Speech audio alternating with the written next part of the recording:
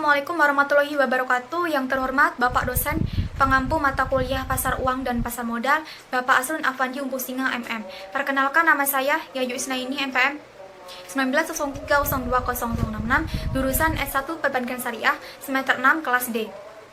Di sini saya akan menyimpulkan materi dari kelompok 6 tentang penerbitan, sekuritas, ekuitas, dan kewajiban jangka panjang dan menjawab pertanyaan. Kesimpulannya, A. Proses go public.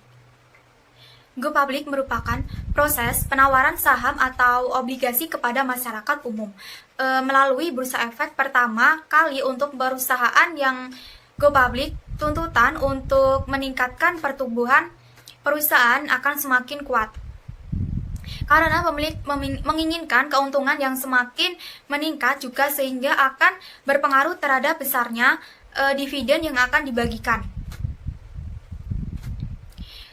Poin B. Penerbitan sekuritas ekuitas. 1. Initial Public Offering atau IPO. Initial Public Offering atau IPO adalah penjualan pertama saham umum sebuah perusahaan kepada investor umum. Manfaat penawaran umum. 1. Memperoleh sumber pendanaan baru, baik untuk penambahan modal kerja maupun untuk ekspansi usaha. Kedua, memberikan competitive advantage untuk pengembangan usaha. Yang ketiga, melakukan merger akuisisi perusahaan. Keempat, peningkatan kemampuan going concern. Kemampuan going concern bagi perusahaan adalah kemampuan untuk tetap dapat bertahan dalam kondisi apapun, termasuk dalam kondisi yang dapat mengakibatkan bangkrutnya perusahaan. Kelima, meningkatkan citra perusahaan. Keenam, terakhir itu meningkatkan nilai perusahaan. Tujuan penawaran umum itu perluasan usaha, memperbaiki atau mengoptimalkan struktur keuangan dan permodalan. Menimbulkan rasa kepemilikan dari stakeholder. Konsekuensi penawaran umum perusahaan yang memutuskan untuk menjual sahamnya ke masyarakat memiliki beberapa konsekuensi yang harus ditanggung oleh perusahaan. Di samping manfaat yang diperoleh, segala sesuatu yang berhubungan dengan keuangan, baik pemasukan maupun pengeluaran, harus tercatat secara terperinci dan dapat dipertanggungjawabkan. 2. Secondary Public Offering atau SPO merupakan pasar sekunder di mana harga berfluktuasi sesuai kekuatan pasar, dibebankan komisi untuk pembelian maupun penjualan. Pemesanan dilakukan oleh anggota bursa dan jangka waktu tidak terbatas. Ketiga, direct dapat didefinisikan sebagai efek yang memberikan hak kepada pemegang saham lama untuk membeli saham baru yang akan dikeluarkan oleh emiten pada proporsi dan harga tertentu. Yang keempat itu ada warrant, adalah hak untuk membeli sebuah saham pada harga yang telah ditetapkan pada waktu yang telah ditetapkan pula. Poin C itu ada kewajiban jangka panjang. Merupakan kewajiban yang periode pelunasannya lebih dari 1 tahun. Salah satu sumber modal jangka panjang adalah obligasi. 1. Protective Covenant atau akad-akad obligasi. Protective Covenant adalah bagian dari indenture atau perjanjian yang membatasi tindakan-tindakan tertentu yang mungkin akan diambil oleh perusahaan selama jangka waktu pinjaman. Protective Covenant dibagi menjadi 2, yaitu 1. Positive Covenant. Positive Covenant adalah jenis janji denda dilarang. Janji ini membatasi atau melarang tindakan-tindakan yang mungkin diambil oleh perusahaan. Kedua, ada Negative Covenant. Negative Covenant ini adalah jenis perjanjian denda janji yang menyebutkan satu tindakan yang oleh perusahaan disetujui untuk diambil atau suatu persyaratan yang harus dipatuhi oleh perusahaan.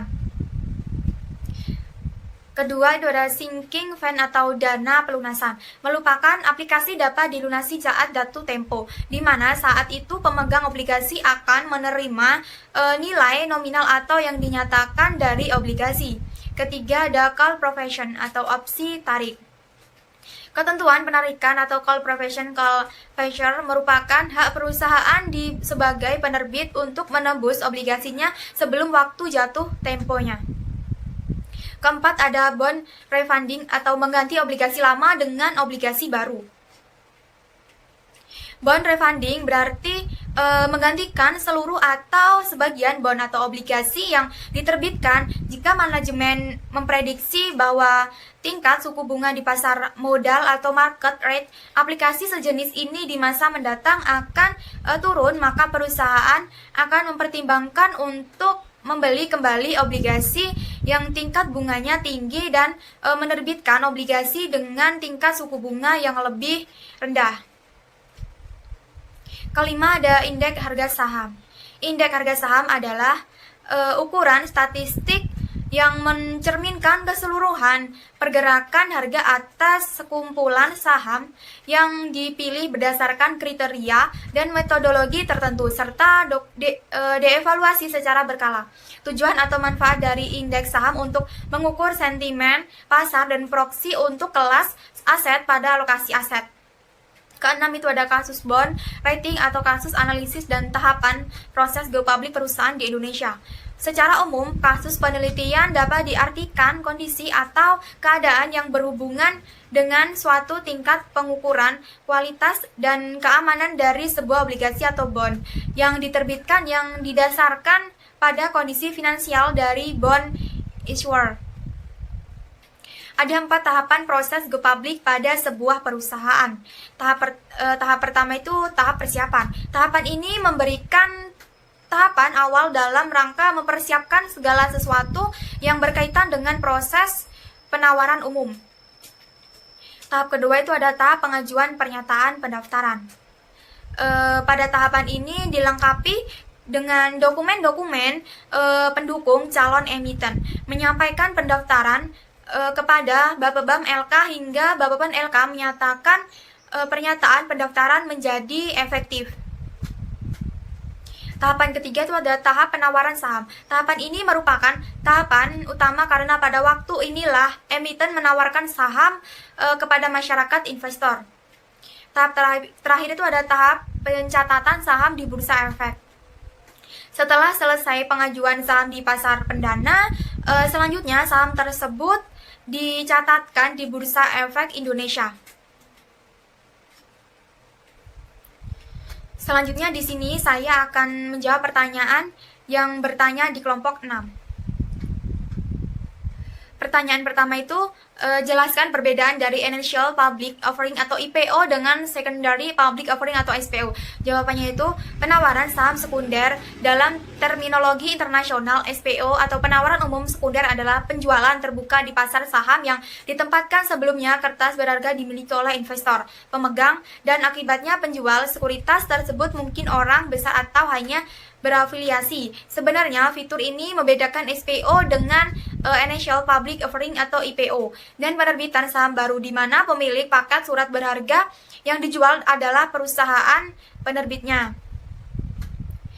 Penempatan saham sekunder tidak menambah modal dasar perusahaan, tidak seperti IPO yang sama tetapi membuat perusahaan penerbit menjadi publik atau perusahaan yang sahamnya diperdagangkan secara bebas di pasar sekuritas. Selain itu, berkat SPO jumlah pemegang saham perusahaan meningkat yang secara positif mempengaruhi sahamnya. Pertanyaan kedua itu mengapa perusahaan memutuskan untuk melakukan go public? Menurut saya, setelah go public, perusahaan akan mendapatkan permodalan tambahan dari saham yang dijual. Modal tersebut dapat digunakan untuk membiayai pertumbuhan perusahaan, membayar utang, membayar akuisisi, atau bahkan diinvestasikan kembali. Go public juga akan meningkatkan nilai ekuitas perusahaan sehingga perusahaan memiliki struktur permodalan yang optimal. Selain itu, dengan menjadi perusahaan publik yang sahamnya diperdagangkan di bursa akan mempermudah akses perusahaan untuk menerbitkan surat utang baik jangka pendek maupun jangka panjang. Pada umumnya, investor akan lebih suka membeli surat utang yang diterbitkan oleh perusahaan yang telah dikenal dan memiliki citra baik dalam dunia keuangan. Kondisi demikian tentunya tidak hanya memberikan dalam mempermudah penerbitan surat utang, tetapi juga memungkinkan perusahaan untuk menerbitkan surat utang dengan tingkat bunga yang lebih bersaing. Pertanyaan ketiga itu di dalam salah satu tujuan dari indeks harga saham adalah untuk mengukur sentimen pasar. Indikator apa saja yang digunakan untuk mengukur sentimen pasar? Jawabannya itu 1. FIX atau indeks ketakutan. Indikator satu ini berkaitan dengan opsi harga.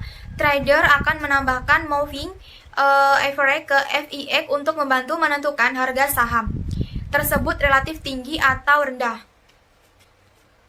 Kedua, ada high low index. Selanjutnya ada high low index.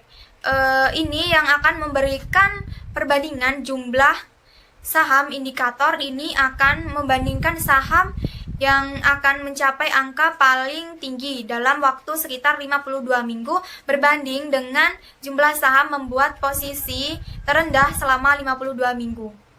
Ketiga ada bullish person index. BPI atau bullish person index ini akan membantu dalam mengukur jumlah saham dengan menggunakan pola bullish yang berdasarkan grafik titik dan angkanya. Keempat itu ada moving average. Para investor biasanya juga menggunakan 50 hari simple moving average dan 200 hari untuk menentukan harga pasar. Ketika 50 hari sudah di atas 200 hari, maka kondisi pasar merupakan hal itu menunjukkan bahwa momentum telah bergeser ke sisi atas dan menciptakan sentimen bullish. Sekian penjelasan dari saya. Apabila ada salah kata, saya mohon maaf. Saya akhiri. Wassalamualaikum warahmatullahi wabarakatuh.